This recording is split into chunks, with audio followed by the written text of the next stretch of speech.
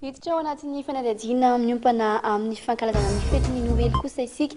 Ny Noely moa fo dia fety natokana ho an'ny ankizy ary ny ankamaroan'ireo ray aman-dreny dia miezaka ny ampifaly ny zanany rehefa vanim-potoana ny Noely izay. Anisan'ny fomba entin'ny ray aman-dreny maneho izany ary moa ny fanomezana fitafiana vaovao ho an'ny zanany. Dia azo jerentsika ato anatin'ity fanadihadiana ity hoe manahoana ny tsenan'ny akanjon'ny ankizy amin'izao 27 ora tsigadona ny fetin'ny Noely izao. Mangina ny tsena Noely tamin'ity taona 2024 ity araka ny nambaran'ny mpivarotra aty Mahamasina.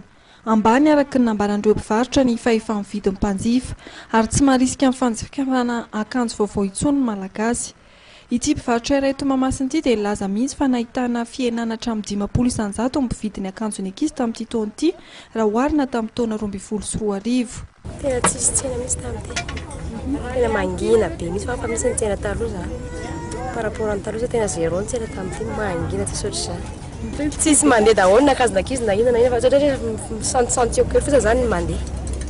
Santisanty eo kely tsy maintsy mba manao isan-karazany zany ianao dia izay mandeha an'ilay para tsisy isan-karazany zany taloha dia tsy malafa ianao. Misy fiantraikany amin'ilay crise misy ny tena marina. Dia crise ny ela dia tsy manam-bola tsy mividy entana.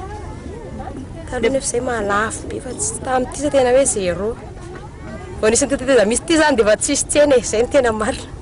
Vidy ny tena ampidiana ambany mihitsy. Tsy ny loatra tsy manam-bola efa tsy compte dia 25 dia 35 izay ihany ny volany eo. Ray alina hatramin'ny 3 alina ariary ny vidin'ny akanjon'ny ankizy vavy, herintaona hatramin'ny 12 taona, 7 arivo hatramin'ny 5 arivo sy 2 alina ariary ny vidin'ny lobaka, 4 arivo hatramin'ny 5 arivo sy 2 alina ariary ny vidin'ny costard ho an'ny ankizy lahy, 9 hatramin'ny 12 taona. Fitafiana izay samy vita eto toerana avokoa ireo. Le lamba vita ohatran'izao ohatrany hoe mora aza fa zany hoe ny ety manana mihitsy zany tsy misy tsy ampy tsy maintsy ohatra manokana satria tsy ianao tsy vidy akanjo andavany andro fa rehefa fety vao mividy.